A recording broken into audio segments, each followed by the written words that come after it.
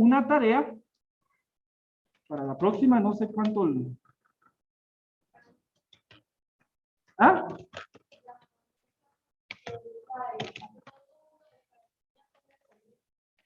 ¿Tenemos tanto tiempo? Puede que te den notas. Yo creo que esto de las notas ya vienen. Entonces tenemos que hacer un... Edwin solo no está compartiendo pantalla si es que está mostrando algo. Fíjate que no me dejan compartir pantalla vos. El dueño de la sesión es un envidioso.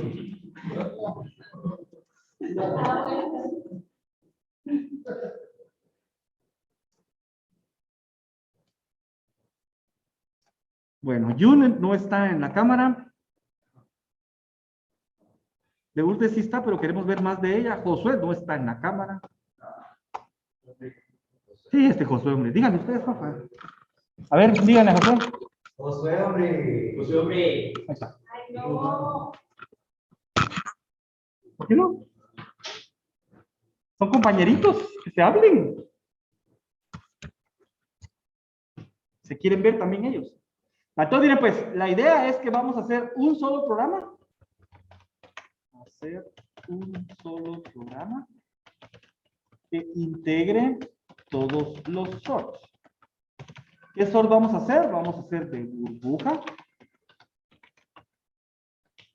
de conteo y de inserción. La idea es poder compararlos entre ellos. ¿Qué les vamos a comparar? Les vamos a comparar el tiempo, les vamos a comparar el número de comparaciones. Comparaciones es cada vez que hacemos un GIF. Y vamos a contar el número de intercambios. Que normalmente se hacen cuando el if se cumple. Entonces tenemos que hacer un contador antes del if para que cuente el if y otro contador dentro del if para que cuente los intercambios. ¿Estamos ahí? Ahora. Le agradezco muchísimo ese favor, no me lo hacen todos los días. De veras, sí. Qué buena onda. Bien, entonces aquí viene la parte crucial del ejercicio. El ejercicio es que tienen que generar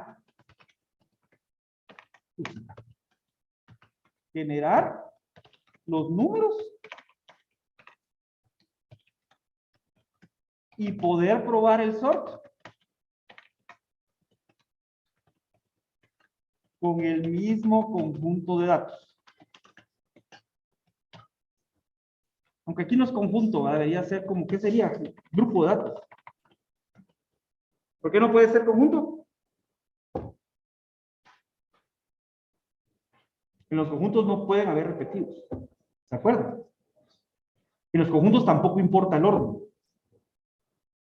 ¿Cuál es el primer elemento del conjunto de números naturales? No, no hay orden. No hay un primer elemento. Los conjuntos no tienen primer elemento. No hay orden. Entonces, es el del mismo grupo de datos. Entonces, la idea es que en el programa tienen que poder generar los datos y después probar los sorts con los mismos datos. La idea es que al final, cuando tengan las comparaciones, poder decir, el sort para este grupo de datos, el sort más óptimo fue el de burbuja, porque hizo menos comparaciones que el de inserción. En ese rango de comparaciones fue mejor. En intercambios fue mejor el de inserción. Y en ninguno va a ser mejor el de conteo. Y digamos, hay que hacer un botón adaptador. Eso es tu interfaz. Ya cuánto le cuesta al usuario poder usar tu programa para probarlos, no importa. Lo importante es, y lo que sí tiene que tener claro el usuario, es que se tiene que probar el mismo conjunto de datos. Y solo para resumirlo en todo, si yo defino un vector como los que hemos definido ahorita, ahorita les enseñaron a hacer vectores en NumPy, ¿verdad? Si yo defino un vector como los habíamos definido hasta ahorita, era decir que era por el número de elementos Si yo digo vector 2 igual a vector, eso no copia el vector. Copiar el vector es un proceso mucho más complicado. ¿Qué es lo que pasa en Python?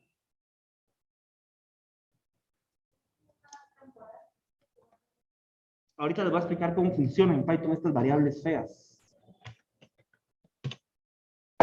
Fíjense pues, en Python, aquí tenemos la variable. Cualquier variable funciona así, pero en los vectores es donde más se refleja el clavo. Aquí tengo la variable b y aquí tengo la variable b1. También la vamos a ver así. En realidad, lo que se guarda en la variable no es el valor, sino es una referencia a donde está el valor. Raro, ¿verdad? Entonces, en el caso específico de un vector, resulta que cuando ustedes instancian el vector aparece en algún lugar de memoria. Vamos a hacer un vector chiquito. Y v lo que tiene es una referencia al lugar donde está el vector. Entonces, si digamos que aquí hay un 7, a ver, un 76, aquí hay un 81, aquí hay un 73, aquí hay un 22, aquí hay el 7 que siempre quise poner, aquí hay un 6, y aquí hay un 9. V lo que tiene es una referencia a donde está el vector. ¿Estamos ahí claros? Entonces, cuando yo vengo y digo que B1 recibe el valor de V, lo que está recibiendo es la referencia. De tal forma que tanto V1 como V apuntan al mismo objeto. Y si yo vengo y digo que V1 en la posición 4 reciba un 777, esa sería la 0, la 1, la 2, la 3 y la 4. Entonces, este 7 se convierte en 777. Y tanto V1 en la posición 4 como V en la posición 4 son 777, puesto que son el mismo objeto. ¿Estamos? Ya lo arreglé. Entonces, si yo vengo y digo que para copiar el vector, para hacer el cuento a la hora de copiar el vector, porque necesito que los datos sean los mismos, lo hago solo así, no funciona. Entonces, para poder copiar un vector, en Python hay una forma bien complicada de hacerlo. Se le pone punto copy.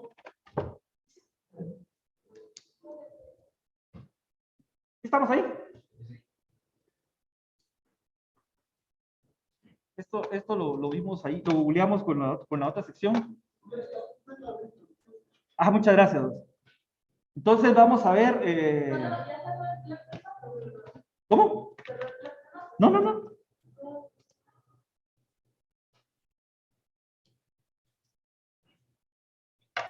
Entonces es importante que entonces en los sorts que tenga sentido, hagan la copia antes de entrar al sort.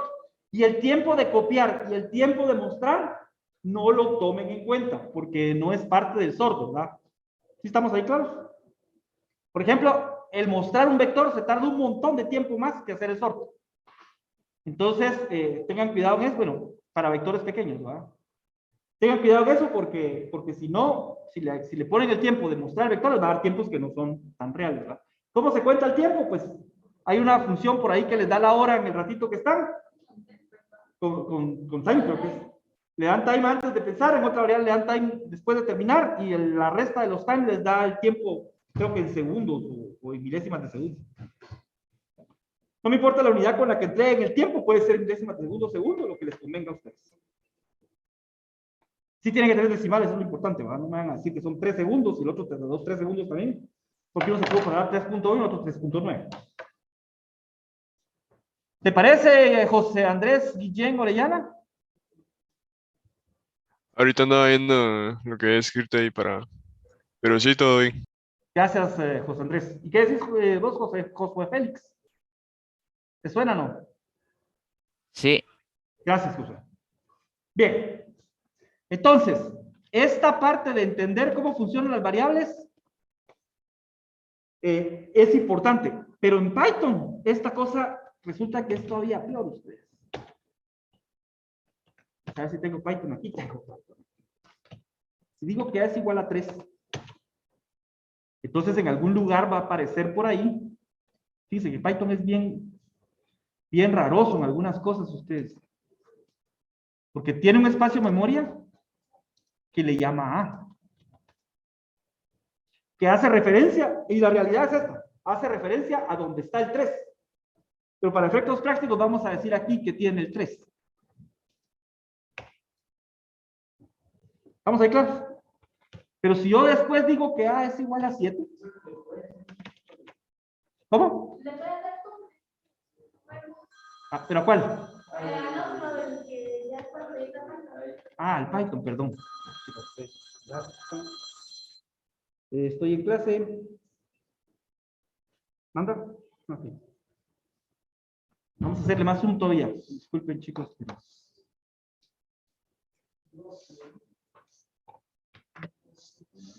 Ahora sí. ¿Más todavía? Ahí ya se entiende. Bueno, entonces, mire pues. Si yo digo A igual a B. No, es B igual a. Tanto A como B están apuntando al mismo objeto. ¿Estamos ahí claros? El mismo 3. Raro, ¿verdad? Pero en el momento que yo digo B es igual a A más 1, B está apuntando a otro lugar donde está el 4. Y si yo digo B igual 5, ahora B está apuntando a otro lugar donde está el 5. Y el 4 se quedó perdido por ahí. Raroso, ¿verdad? Si lo miramos aquí en nuestro dibujito del cuento, entonces, cuando hicimos B igual a A, resulta que a este también se llamó B. El mismo 3. Pero cuando digo B es igual a A más 1, calculó el 4 y creó otra cajita para guardar el 4. Así trabaja Python. Creó otra cajita para pasar, que se llama ahora B, ya no es aquella de allá, ¿verdad? Y ahí metió el 4 del ¿cómo se llama? Del A más 1. Y cuando vengo yo de repente y digo, bueno, ahora B vale, ¿cuánto era? 5. Pues resulta que creó otra cajita. Problemático el Python, ¿verdad? Pero el resultado al final, desde el punto de vista del usuario, es como que estuviera cambiando la cajita. No importa, ¿verdad? Porque al final la B tiene otro valor. Tiene el valor que queremos que tenga, que es el 5. Pero en realidad, se creó en otro espacio de memoria diferente. Y ahora el 4 quedó perdido en la memoria. Pero Python tiene una cosa que se llama el colector de basura. En inglés se dice garbage collector. Y el garbage collector se va a encargar de que el espacio de memoria donde estaba el 4 se vuelva a utilizar después. Entonces, eso hace que el Python sea incluso más lento. Pero tiene la ventaja que las cosas que dejan de ser referenciadas, el Python se encarga solito de recogerlas. Entonces no tenemos que preocuparnos nosotros por destruir variables. Pero Python trabaja así de raro. Y vamos a ver si encontramos por aquí una funcioncita que me dice en qué lugar de la memoria está. Creo que es address of a variable in Python. Se llama ID la función. Entonces, fíjense, pues, vamos a hacer otra vez el ejercicio. Vamos a decir que A recibe 3 y vamos a encontrar el ID de A. ¿Quieren ese número? B recibe A y vamos a ver el ID de A. Es el mismo número. De tal forma que tanto A como B están haciendo referencia al mismo lugar donde está el 3. Ah, perdón. Debería ser el mismo número, esperemos que sea el mismo, sí es el mismo. ¿Sí lo ven? ¿Sí lo ven? Pero entonces digo que de repente B es igual a A más 1.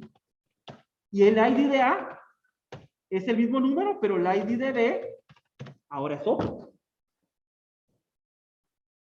De hecho, si se dan cuenta, estaba 32 bits adelante. Porque va asignando la memoria de alguna forma. Y entonces si yo digo ahorita, B es igual, ¿a cuál me toca? A 5, ¿verdad? A 5. Y obtengo el ID de B. Ahora es otro número distinto todavía. Sí, ¿verdad? Entonces,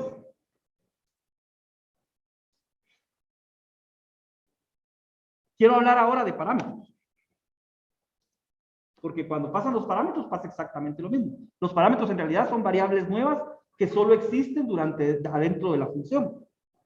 Entonces, cuando yo paso por los parámetros, está pasando exactamente esto. Tanto la variable original como la variable que se llamó están ocupando el mismo espacio de memoria. Pero en el momento que la cambio adentro, ocupa otro. ¿Sí estamos ahí? Entonces, por ejemplo, yo tengo una función por aquí. Y esto es importante, chicos, porque nos va a servir para lo que vamos a ver ahorita. Tengo una función aquí que se llama doble, que dice que recibe X y que dice X es igual a X por 2. Y después dice la función return X. Entonces yo vengo por ahí, digo A es igual a 2. Y digo doble de A. Fíjense que no estoy haciendo nada con el valor que devuelvo. Entonces, ¿qué pasa? Cuando hago esta instrucción, genera un espacio memoria donde está el 2. Y ahorita que llamo doble de A, tanto la A como la X son el mismo objeto. Pero en el momento que digo que X es igual a X por 2, crea otro objeto donde pone el 4. De tal forma que si yo aquí le doy print a A, ¿qué valor muestra? 2. Porque el A sigue haciendo referencia al objeto donde estaba el 2. ¿Lo ven todos por ahí? ¿Seguros, chicos? Que la forma en que Python trabaja las cosas es lo que necesitamos saber para lo próximo, para entender lo próximo que vamos a ver, para entender cómo funciona. No es para entender lo que vamos a decir, sino para saber cómo es que funciona. ¿Estamos ahí?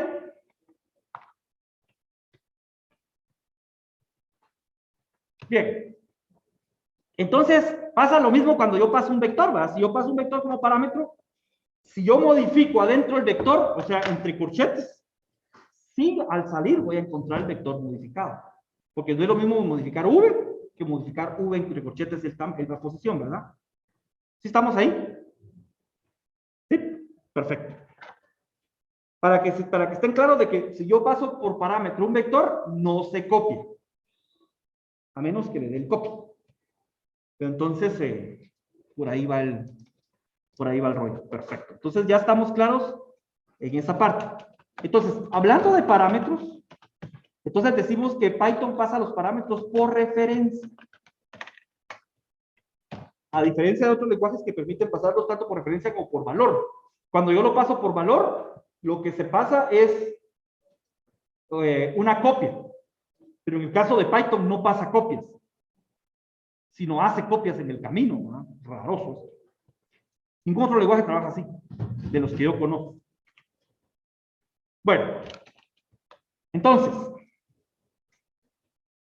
los parámetros en Python se pueden trabajar de dos formas. ¿Quién se recuerda cuáles son las dos formas que se pueden trabajar los parámetros en Python? Cuando se pasan. Se puede pasar de dos formas. Forma A es por posición. Forma 2 es nombrados. Entonces, si yo tengo una función por ahí que se llama algo y le paso de parámetros A, B, C y D para que haga algo,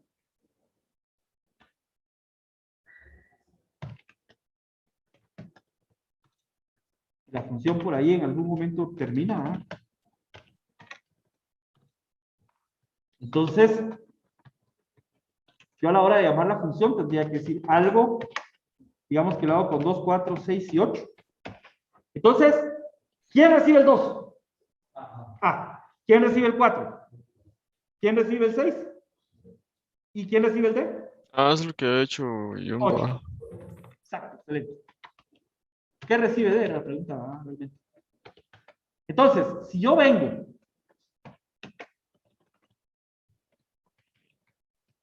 y le pongo valores por defecto, tengo un alcance interesante. Si le pongo valores por defecto, por ejemplo, digo que este por defecto vale 6. Cuando yo llame algo con 2, 4, 6 y 8, ¿cuánto va a recibir D? No, va a recibir 8. Si no paso la D, recibe 6. O sea que si yo quito el 8 de aquí, D recibe 6. Entonces, yo puedo ponerle un valor por defecto a la última posición y no pasarlo. O podría pasarle un valor por defecto a las últimas 2 posiciones y no pasarlas. Entonces, si no paso el tercer valor, ¿cuánto recibe C? 7. O podría a las últimas 3 posiciones y no pasarle valor. Entonces, ¿cuánto va a recibir B, C y D? 8, 7 y 6. Entonces, en este ejemplo va a recibir 2, 8, 7 y 6. ¿Estamos ahí? Ahora bien, si yo quiero ahorita pasarle valor a D, pero no quiero especificar los otros, puedo decir toma D igual 9. Entonces le va a pasar a A2, a B8, a C7 y a D9. Puedo hacer parámetros nombrados. Ustedes han usado parámetros nombrados un montón, ¿verdad? En todo lo que están llamando a las del TK Inter y todas esas cosas, ¿verdad? Cuando dicen punto position y dicen X igual a algo, Y igual a algo, ahí están usando parámetros nombrados. Como solo esos dos está necesitando, quiere decir que todos los demás parámetros están nombrados. Porque igual puedo yo agarrar el último parámetro que me queda aquí, ponerle un valor por defecto, quitarlo de aquí. Los por defecto están muy seiseados, ¿verdad? Entonces, solo D recibe 9, y los demás van a ser 5, 8 y 7. ¿Estamos ahí claros? Los parámetros se pueden pasar entonces por posición o ser nombrados cuando tienen valores por defecto. Si no tienen valores por defecto, se complica un poco la cosa, ¿verdad? Bien. ¿Dudas hasta acá? Bueno. Entonces, ya estamos listos para hablar de recursión. Ya es hora que aprendamos algo. La recursión, creo que ya habíamos hecho el ejercicio, ¿no? ¿A qué se parece la recursión? ¿No vieron a qué se parecía la recursión? La recursión se parece a una cosa que se llama recursión. Es bastante como decir recursión. Veamos qué dice Google. Define recursión. Mire lo que dice Google. Recursión. Solo busquemos recursión. Mire lo que dice Google ahí arriba. Quizá quisiste decir recursión. Porque la recursión se parece a la recursión. ¿Estamos ahí claros?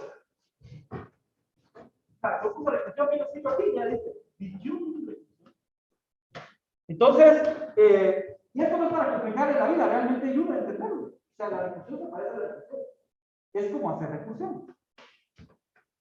Con el caso de recursión es que yo quiero hacer algo que voy a asumir que lo que quiero hacer existe y funciona. Y lo voy a usar para resolver ese algo que quiero hacer. Un ejemplo que han utilizado ustedes con recursión toda la vida y no se han dado cuenta es la definición de la serie de Fibonacci. ¿Quién me dice cuál es el cuarto término de la serie de Fibonacci? ¿Y cómo lo calculaste? No, pero era 2, 4, 8, 16, ¿no? Que se va. Y el enésimo término de la serie de Fibonacci Es. entonces estamos equivocados, no estamos usando la serie de Fibonacci. La serie de Fibonacci es la que empieza. Empieza con 0, después sigue un 1, Entonces. después sigue otro 1, y sigue un 2, y sigue un 3, y sigue un 5, y ahí sigue un 13, o 8, 13. ¿No se puede hacer Fibonacci? ¿Ah?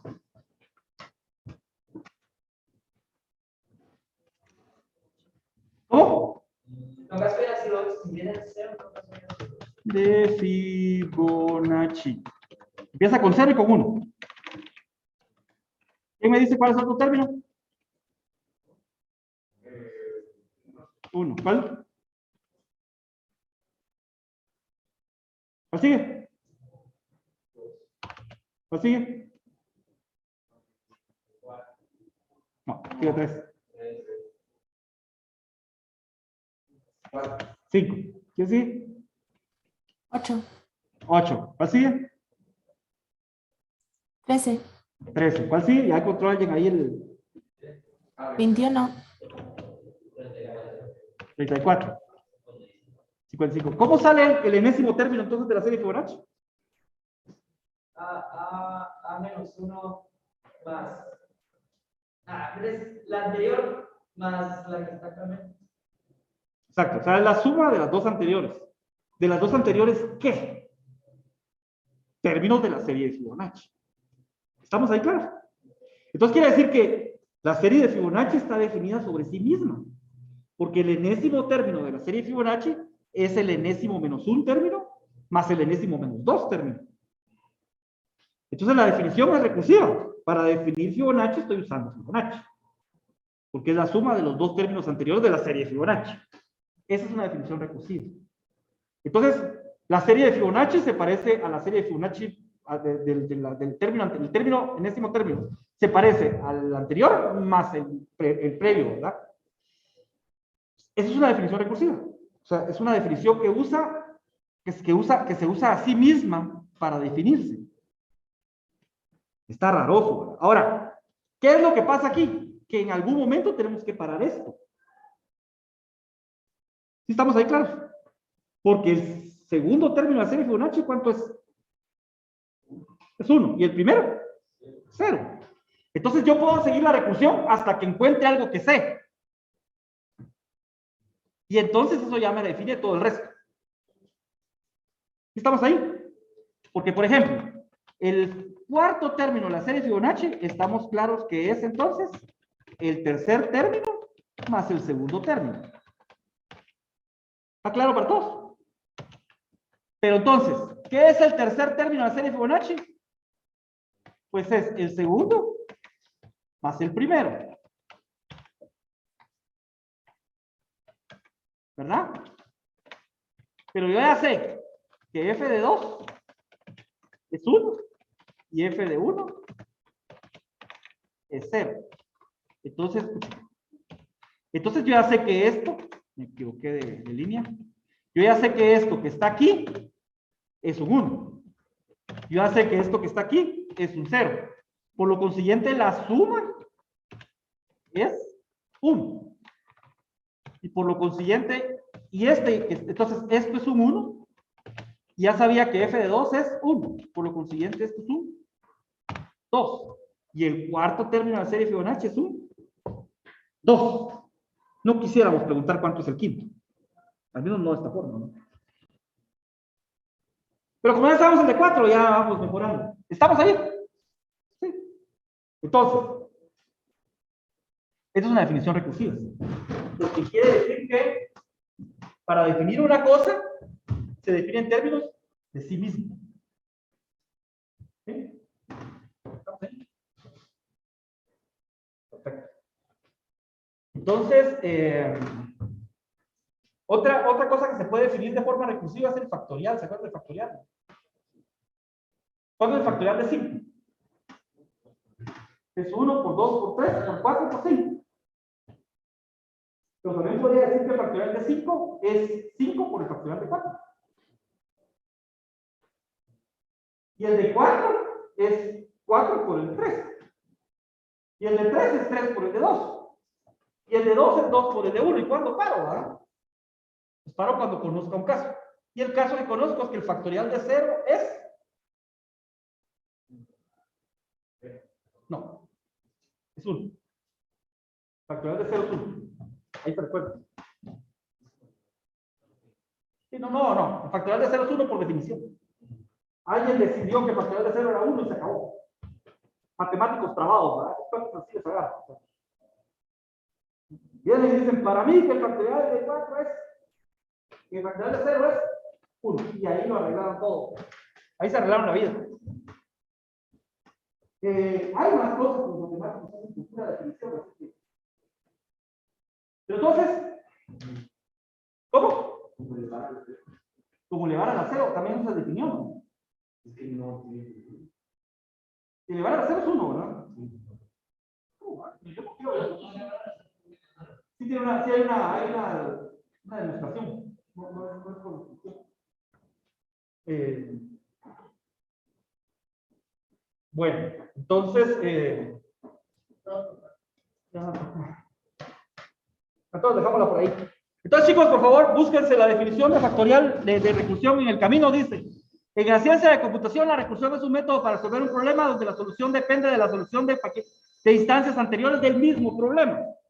Tales problemas pueden generalmente ser resueltos por interacción, pero esto necesito identificar e indexar las instancias más pequeñas en el tiempo de programación. Hay cosas que no se pueden resolver sin recursión.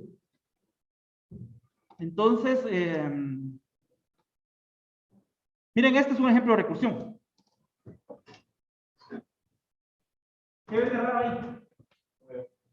Pues mira, la chava está en la bandeja. O sea, ella está sosteniendo una bandeja donde hay una lata del mismo producto. Por lo consiguiente, ella también está en la bandeja. Es una recursión infinita, ¿no? Porque esta cosa en teoría nunca va a parar. Entonces nosotros en este momento estamos en los ojos de la... Por decir así, ¿no? Pero ella tiene una bandeja aquí donde ella está dentro de la bandeja, ¿no? Entonces, obviamente si ella está dentro de la bandeja y hay otra bandeja donde también está ella y otra bandeja donde está ella. De hecho, nosotros en realidad estamos viéndolo desde fuera, ¿verdad?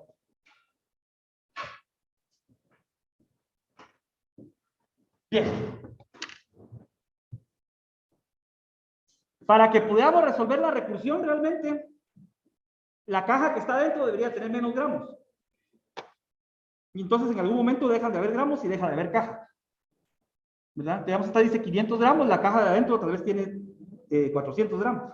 Pues la de adentro tiene 300 y así, ¿verdad? Entonces en el momento la recursión va a terminar. Y eso es lo que tenemos que buscar nosotros. Tenemos que buscar condiciones en que la recursión termine para que pueda resolver todo. Lo interesante aquí es que cuando yo defino un problema con recursión y lo defino bien, eso simplemente se copia a la computadora y la computadora lo hace. Y funciona por la forma en que trabajan los parámetros.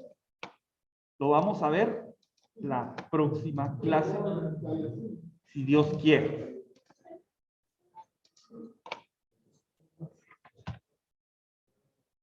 Bueno, hombre, no era así la cosa, ¿no?